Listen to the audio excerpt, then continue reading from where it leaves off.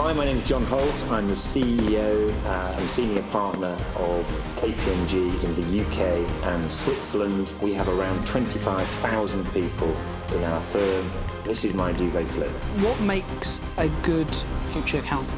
Curious mind. You've got to go and ask questions, and you have to be able to think outside the box. How do you become a curious mind? The world today is full of echo chambers that repeat to you things that you like. I like to read that Leeds United are going to win the Premier League. What's your advice to anyone who may have feedback fear? If you think you are always right, you'll never learn. What's your duvet flip? What gets you out of bed in the morning to flip the duvet? Hi, my name is Jon Holt. I'm the CEO and senior partner of KPMG in the UK and Switzerland. I'm really excited about sitting down with Jack today. It's a great podcast / show. So really look forward to it. I'm really excited to talk to Jack about the journey you go on through your career, and also explaining to people that it's the journey that's exciting. It's not the end game. I think I want people to take away from the episode, it is you've got to enjoy your career, and you've got to enjoy what you're doing. And if you enjoy it, you'll be successful. And if you don't enjoy it, if you can, do something different. Hi, Jack. Looking forward to this. Jon, welcome to my duvet flip. Thank you very much. Thank you for inviting me. How you doing? I'm really good. How are you? Yeah, good, thank you. I said it earlier that I've seen most of your LinkedIn posts. It's inspiring you as a leader. So I want to kind of go through the journey, break that down, and learn lots from you today. Fantastic. Are you ready? I'm definitely ready. So tell me a little bit about your first job. You said in your intro that when you was old enough to be behind a pub, you did some pub work. So tell me a little bit about why did you want to work? What did that job teach you about life? Well, I started washing dishes in my local pub, which I tell you what is a hard job because it's boiling hot and you're on your own and it's tough. So I did that, and I basically did it just to earn some money for going on holiday. So that's basically what it was. And then when I became 18, I started to work behind the bar, and I did that for about 3 years on and off whilst I was at university. And it was a brilliant experience because this was a local pub in Yorkshire full of people who were from Yorkshire who were quite opinionated. And you stood behind the bar, you served them beer, mainly beer, and it was all men. And they told you about life. So it was an education. I'm not sure you could print most of what they said, but it was fascinating. And you saw the same 20, 30 people come in every single day at 6 o'clock. They'd have 2 pints of beer and then they'd leave. And then you see a different crowd come later in the evening. Who had 3 pints of beer? Some of them even came back. But, you got to know these people, and they were opinionated. You said it was a big education. What if you were looking back and you were saying to young Jon now, what advice would you be giving him about everything that you've learned in life? Like, what would you be saying going into that first job? What would be your advice to him? Do some work experience, which is what I did. And I would say to people now, get as much experience as you possibly can. A couple of days here, a couple of days there, if you can get it, is worth it. I mean, if you can get longer, even better. The more and more you can do, the better. I did a week in a law firm, work experience. By the way, I've got lots of friends who are lawyers. But for whatever reason, and I'm an accountant, so you could say, well, some people would think they're quite similar. Actually, they're not. But I just didn't really enjoy it. And it was a good law firm, and I had a good time. It wasn't like anything bad happened. But for whatever reason, it didn't gel with me. So having thought I might become a lawyer, in 1 week I decided I was not going to become a lawyer. So I think those kind of work experiences are super important. I would say you fundamentally do well at something you enjoy. And if you don't enjoy it, don't do it.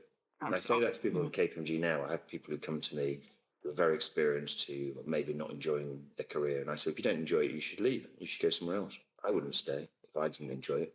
So I think it's as basic as that. So if you don't enjoy something, go and do some work experience, find out what you love, find out what you don't love, and do more of the stuff that you do love. Yeah. And if you're not enjoying it, leave. Yeah, I mean, it's a bit basic, but, and give things a try.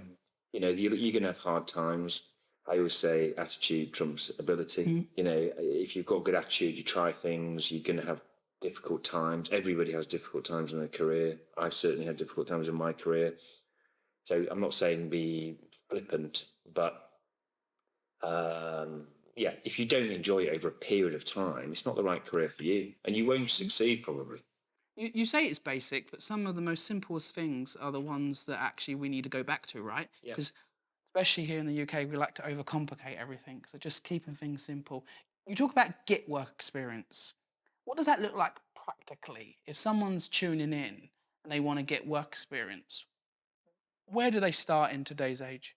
Well, I think you apply. You'd be surprised how many companies will take people on work experience, and it's not all based on who you know. Now, there are, if you have contacts, I would say use your contact. You can get work experience in any different area, not just KPMG. You can get work experience in a bar, you can get work experience working on a farm. I mean, these are all good experiences. I had a friend of mine whose kids worked for a builder for a whole summer, absolutely loved it, and learnt a lot about themselves. So I think, whatever you can get at that age is really, really important. I was lucky when I was in my mid-20s and probably thought I was quite good.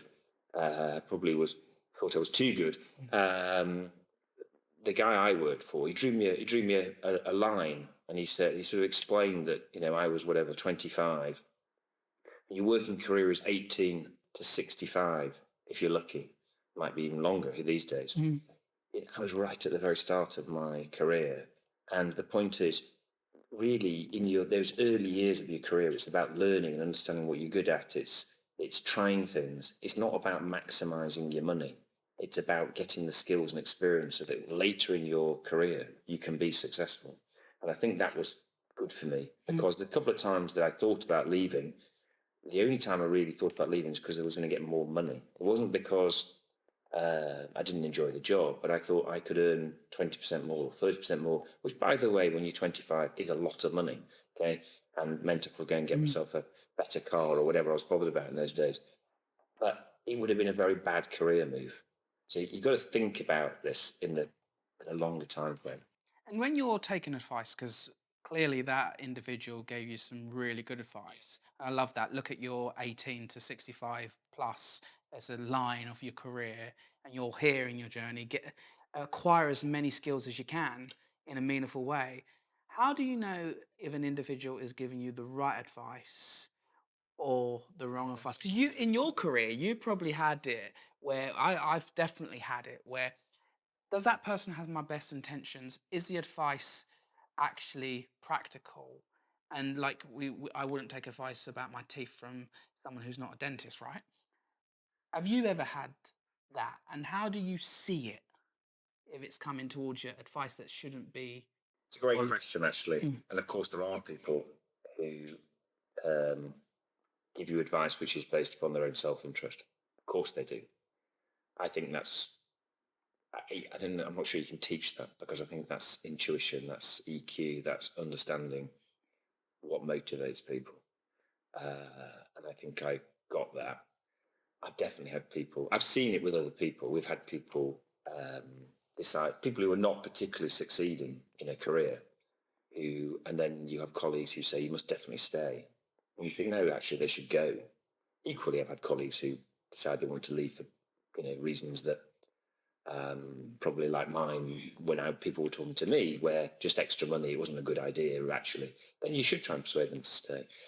But I think you've got to judge that for yourself, because there are definitely people who will ask you to stay because it's in their self-interest, because it makes their life easier.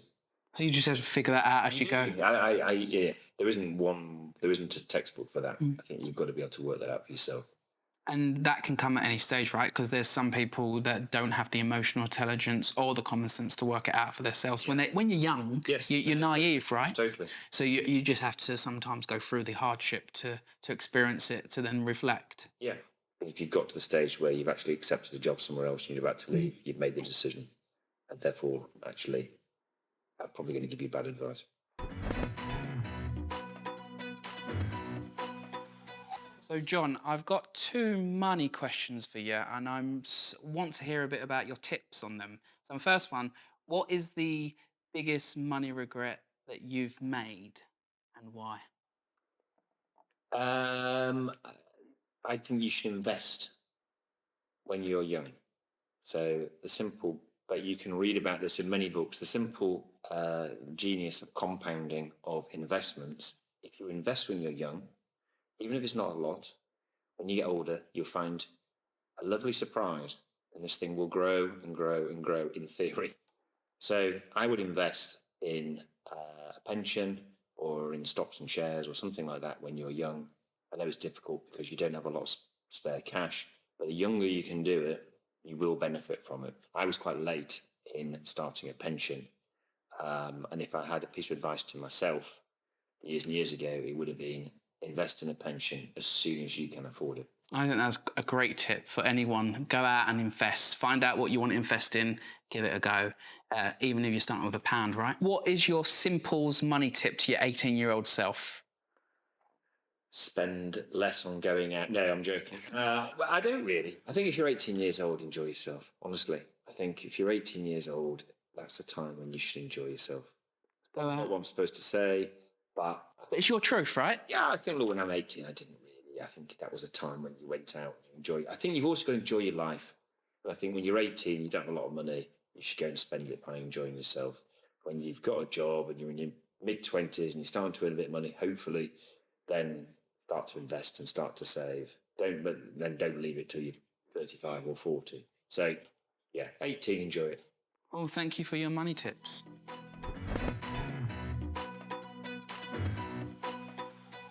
You've been at KPMG for 30 years. Yeah. Has anyone... well, older than me. But has anyone ever persuaded you to stay?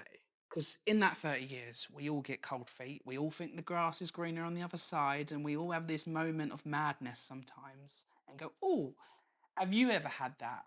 And then what was your thought process to say, actually, no, this is where I am, and this is what I love doing? So as I said, I think the one time I really thought about leaving was in my mid-20s, and it was basically completely a monetary decision. I would earn whatever it was, 20, 30% more, which is a lot of money in those days when you were earning big amounts. But it clearly wasn't the right career decision for me. And I was very lucky in that somebody who I did trust at the time persuaded me that it wasn't a good idea. I think the reason I've stayed at KPMG for 30 years is I've had such a variety of different roles. I've worked with brilliant people, and I've enjoyed it. I've enjoyed my job for 30 years, and not everybody experiences that. And I think I'm very, very lucky for having experienced that for 30 years. And you did want to do an account. You didn't want to be a lawyer, but an accountant. Like, why did you want to be an accountant? And what is it about accountancy that you absolutely love? I don't think I really wanted to be an accountant when I was 21. You wouldn't want to be a lawyer. Yeah. I thought accountancy would be a much broader qualification. I can't honestly say at 21, my life, I wanted to be a cricketer, but I wasn't very good. So therefore, I wasn't going to be a cricketer. So then I had to do something else. But the beauty of accountancy is it is a very broad thing. People think it's quite narrow, but it's actually a very broad qualification. And I sort of understood that. So, and then actually when I started to do it, I really enjoyed it. And actually, you think about what we do. We help businesses to transform. We help businesses to buy and sell other businesses. We help them to pay their taxes in an efficient and appropriate way. We give confidence to businesses through, it's a very broad business. It's not, people often think that what we do is audit, if you know all about audit, but, actually audit is, a quarter to a third of our business. But people think it's 95% of our business. So actually, within the company, you've got so many different things that you can do that actually people like me who've been very fortunate, we've moved around the company and done lots and lots of different things. But is audit a good place to start? Brilliant place to start. But I'll tell you why, because you get an amazing education. One, it's quite a formal, it's good because it's quite a formal learning process. So you are taught, you do exams, which are quite hard, actually, if I'm being really honest. The accountancy exams are tough. The pass rate sort of, I think, it's about 60%, and these are all clever people who've done really well. So it's not easy to get through that. But it's a formal, you are taught formally how to do it. So that's good, and you're given time off to go and do all the exams through the firm. The other thing is then it's a very broad qualification because you spend time with companies learning about the companies. So after 3 years of doing your training, you've got a formal education, you've got an actual professional qualification, but also you've worked with lots and lots of different companies. You might work with a bank and think, well, this is exciting. You might work with a consumer business and think that's exciting. And then you sort of have an idea, a bit like my week, the law firm. You go, that's not for me, or that is for me. I was really excited. I went to a consumer business. I'm really interested in marketing, because you audit all different aspects of a company. So it's a brilliant way to start your career. And what makes a good future accountant? Like, what do you look for? Curious mind. You've got to go and ask questions of people. If I'm auditing you, I have to come and ask you questions about your business. You have to be. You have to work hard. You have to ask lots of questions. You have to be able to think outside the box. Look, I think we look for people who are, there's a concept of fixed and non-fixed mindsets, and we want people who've got a non-fixed mindset. It's interesting because, as I said, you're in quite a structured learning program, but actually when you deal with, we don't call them clients, we call them audited entities. When we deal with audited entities, then actually you've got to have a very broad mindset and be very curious.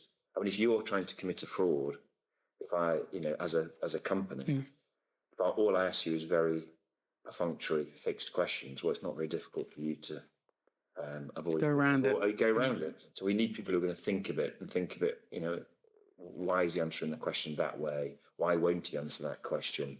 Why is he pushing me down a certain path? So you've got to have people who can think a bit. You say about curious mind and be curious.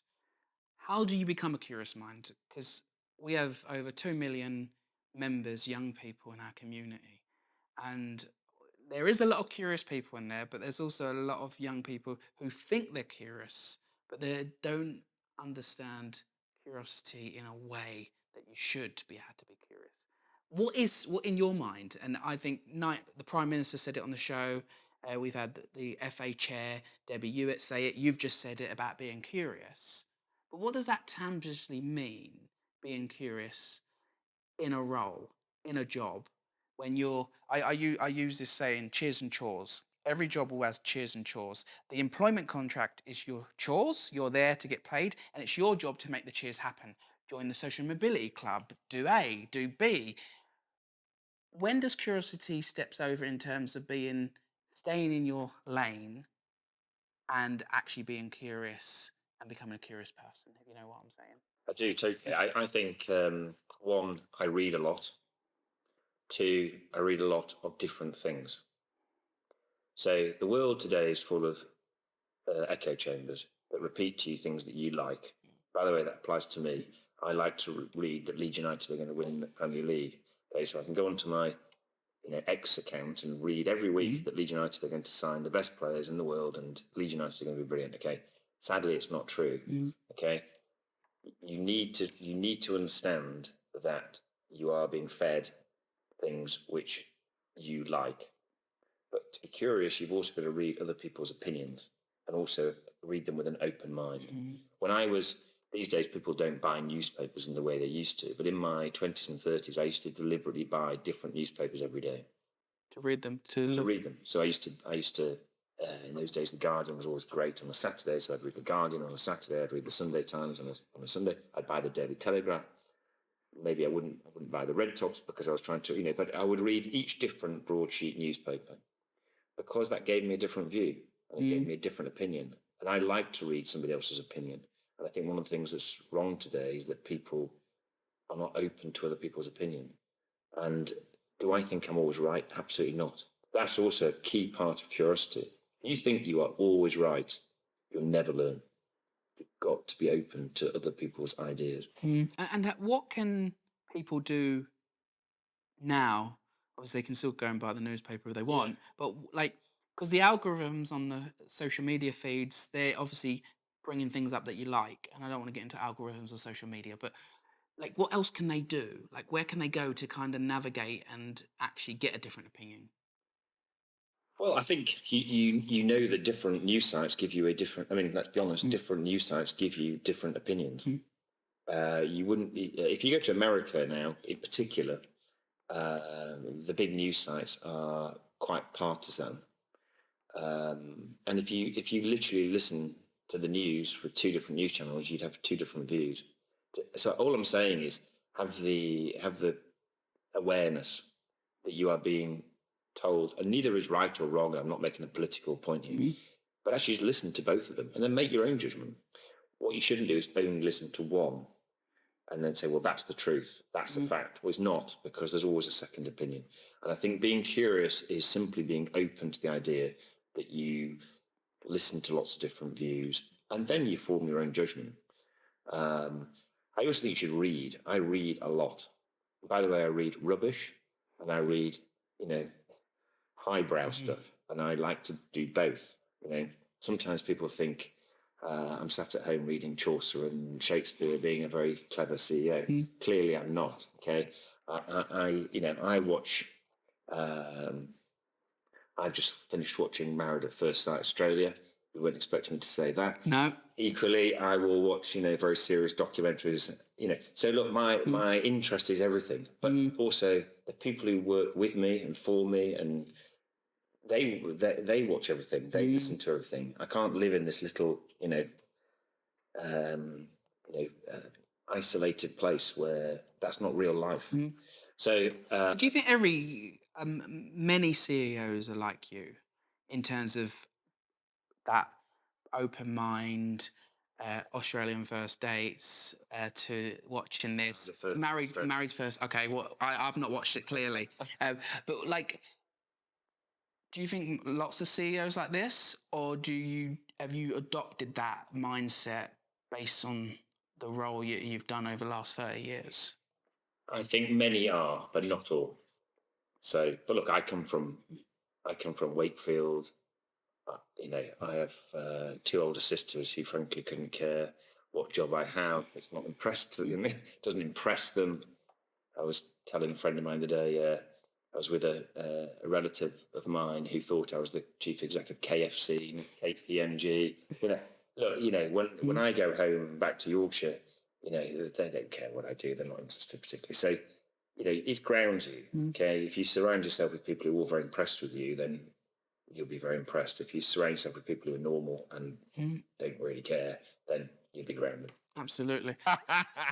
So you did a history degree, Yes. and now you're an accountant or leading an accounting firm. Like, Yeah. tell me a bit about that journey and what made you want to do history, and how it kind of transitioned into what you're doing now, 30 years later. Well, it goes back to what I said, do what you enjoy. I did the degree that I enjoyed. I enjoyed history. Therefore, I did a history degree. Yeah, and therefore, I did quite well at it. So it's the same principle. By the way, to do accountancy, you don't have to do maths or accounting at university. You can convert to do accountancy. A bit like law is the same, you can convert. So I would always say to people, go and do the degree you want to do. You'll probably enjoy your 3 years and you'll probably be good at it. And if you want to do accountancy, you can convert. All it means is you take a few extra exams in your first year, not that many, and then you catch up with everybody else. Yeah, and I'm pleased I did. And by the way, today I still love history. I still read history books all the time. I'm still curious about it. It's a big part of my life. So I'm glad that I did a history degree. I like it, and I can see just off camera that you're a big reflector. Like, when you was in here, I was watching. Like, you're quite reflective, which I love, and that gives it in history, right? You're reflecting on what's happened in history, kind of stuff. And like KPMG, I know you some in the family calls it KFC, but like, it's across the whole country, right? And obviously, I know you say UK and Switzerland, but it's like across the country. Like, where are the offices? Where are opportunities? Like, because I know London is like the centre of business, but actually, business happens everywhere, right, in the country. Yeah, look, we're one of those companies that are in every major city. So we have about 20 offices around the UK. We have in the UK alone, we have about 16, 17,000 people. About half are in London, half are not in London. So we are a big employer in Manchester and Leeds and Birmingham and Glasgow, in Edinburgh and Bristol. we're represented all around the country. And the reason being that business is all around the country. Business isn't just in London. Of course, we're quite a London-centric country. But actually, one of the good things about KPMG is that we're everywhere. That is also means that people joining the firm don't have to join London. I didn't join London. I joined Leeds office, which is my local office. And actually, there's a lot of advantages in joining a regional office, a bit smaller. You get probably a wider variety of clients. Then I chose to move to London, but actually, lots of my friends are still in the Leeds office now. So yeah, we're very proud of the fact we've got massive regional presence. And if you could sum up in your own words, because everyone will have it in a slightly different word who work for KPMG, but if you could sum up your culture and the environment in a couple of sentences, what would you say to people? Well, I hope we're a culture of kindness and fairness, because I do believe in fairness. I think that's something that drives me a lot. I don't like it when I don't see things that aren't fair.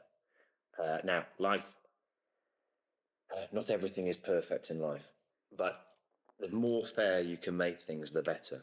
And it's been something that's always driven me in everything I've done. I always think you should be kind. Hopefully I'm kind and nice to everybody I meet. Just because you're the chief executive doesn't mean don't be kind and don't be nice. Smile at everybody, say hello to everybody.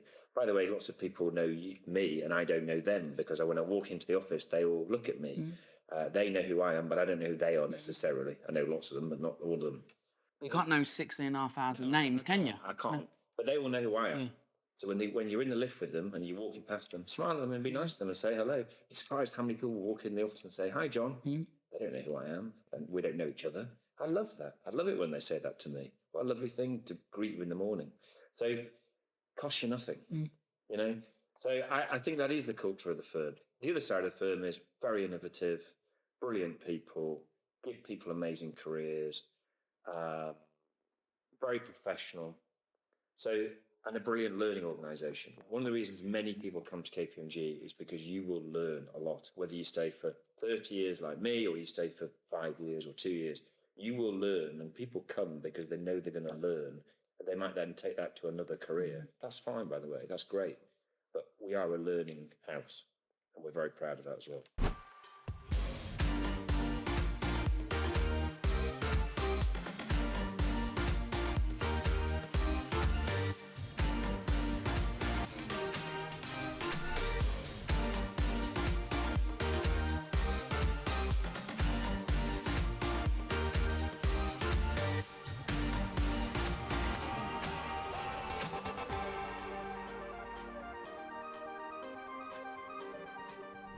Hello, Otto Sergey. Hello, Mr. Alexander.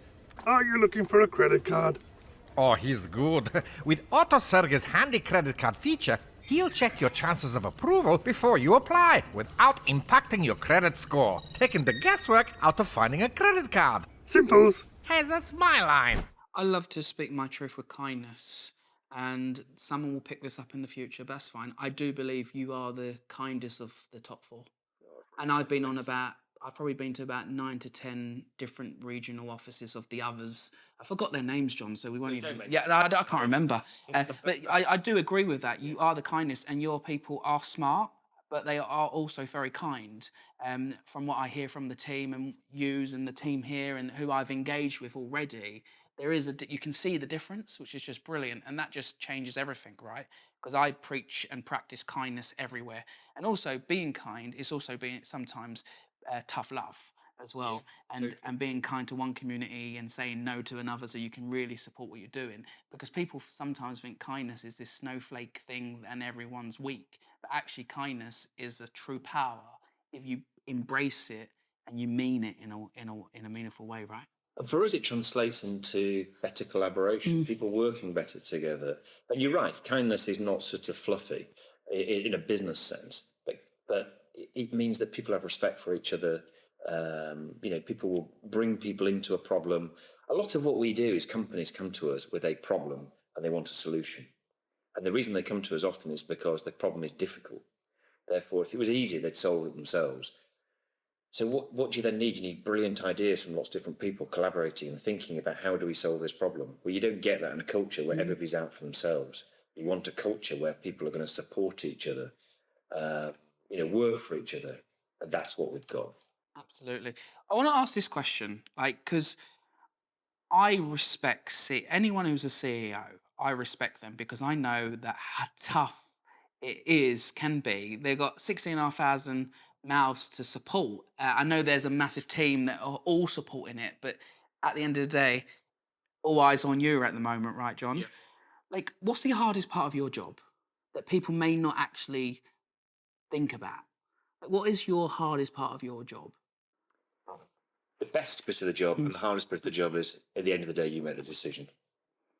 So I am somebody who likes to take views of other people. I don't think I'm always right at everything I do. I do ask questions. I don't sit in my office, make the decision, and then tell everybody what the answer is. I like to actually go and talk to people. And I'm somebody who likes to talk. So I will go and ask people. But at the end of the day, it's your decision. And you realise that. And you realise that quite early when you become a CEO. You know, you'll say things and then you'll find that suddenly becomes fact. So you have to learn. You have to be very careful what you say. So it's a double-edged sword. And look, people say it can be lonely. I don't think it's lonely, but I think you are on your own. When I used to be on what we call the executive committee, which was more like 10 people, and there was real camaraderie amongst the 10 people. We were all friends and colleagues, and we worked together. And then I used to have a boss, which is now me. That boss is different. These are all friends and colleagues, and then there's the boss. And you soon realise that you are different. And you're different because they're all reliant on you to some extent for their career, for their performance rating. So you just have to accept that. And then you also need really good advice from outside the company. So you can have very good advice from inside the company, but you also need good people outside who give you sensible and thoughtful advice. And what you just said, everyone is the CEO of their own life, right? Yep. And take advice, talk about it, get advice from whether it's your line manager, your colleagues, get a mentor outside the organization. It can be adopted whether you've got the CEO title or whether you're training and you're doing your exams next week. Totally. Right? And realise that the joy, I'm now the CEO. People look at me and say, oh gosh, you're the CEO, must be amazing. What a fantastic job. The joy is the journey. The joy is not being the CEO. I have a relative who's been very successful in his career, started 3 or 4 businesses. And I asked him the other day, I said, what was the happiest time of your life? And he said, the happiest time of life was when I started my first business and I was developing it. And then he talked about it in colourful language and how exciting it was. And this was 30, 40 years ago in his life. The fun is the journey. It's not the end game. If I gave you £10 million tomorrow, you'd have a great time. You'd go on holiday 15 times. Then what? And if you haven't earned it, I'd probably invest into a business because I'm just entrepreneurial. But then the joy would be the fact that the business growing. You wouldn't. Yeah. If I gave you £10 million, you probably wouldn't because you're a business guy. You probably would invest it. But then the joy would be watching the businesses that you've invested in grow. It's the journey, and I think sometimes people think the end game is the joy. The end game is just a product of the journey. So enjoy it. Every single stage of your career and your life is something to enjoy. Don't aim for something at the end, which there isn't nirvana at the end. It's the journey. That's the thing. And life is about ups and downs. Life, you've got to be balanced. Not everything always goes perfectly. It hasn't in my life, and it doesn't in anyone's life. So recognise that as well. Have you ever thought about you've got a very successful family member who's gone and built businesses. Have you ever thought about being an entrepreneur and doing something yourself? Or as KPMG giving you that entrepreneurial kind of freedom to do what you need to do, obviously running. You got likes of others that have gone and set up businesses. Won't mention their names because they're from competitors. But have you ever thought about the entrepreneurial journey, or have you been fulfilled with the creativity, the curiosity, and everything in between at KPMG? I have been fulfilled, and you've got to remember I'm a partner, so we're slightly different. People might not realise the difference. We're not a company; we're a partnership. So I have about 600 what we call equity partners who own the business. So, by the way, that also means if we don't make any cash, I don't get paid. So we're not as entrepreneurial as a separate standalone business where you start from scratch and built up. but we're more entrepreneurial than a classic company because we have the power to be able to make decisions as a partnership. We are, in its most simple form, we make some money and then whatever's left, the partners take home. It's not as simple as that, but it sort of is. So I think my entrepreneurial feeling has been fulfilled. By the way, my life won't end with KPMG, like everybody. I'm not somebody who's going to retire when I'm, 60. Okay, I will go and do something else. I can tell that in That you. might not be in business, that might be in education, that might be in charity, that might be in Cricket? I could still revive my cricket career. Maybe not. But I couldn't see myself sat doing nothing. It's so you're just going through different stages, different journeys in your life. And we'll talk about the partnership. Like, how does one become a partner? Like, what is the process in simple form? Because I know it's not as simple as like, hey, I want to be a partner. You are the milestones, hit things and stuff. But like, if someone was to join KPMG and then wanted to go down the partnership route, what does that look like? And why is that exciting? Well, it's exciting because you then own the business, and also you have more power to make decisions as a individual partner than say somebody who's a high-ranking person in a company, because you are a partner and you own the firm. And you also tend to be the expert in your field. So, in its simplest form, you become a partner because you're the best at what you do, and that's how it should always be. And that means you've got great ability and you've got great attitude, and you need both. You can't be brilliant but have a bad attitude, and you can't have a brilliant attitude but not have the ability. So let's be honest, you need both. And then you need a bit of luck. There's luck. There is luck in people's careers. There's luck in my career. Certain things happened at certain times. Did you make that luck happen? Some of it. So I think some of it I managed my own career and made my own luck. Some of it is luck, and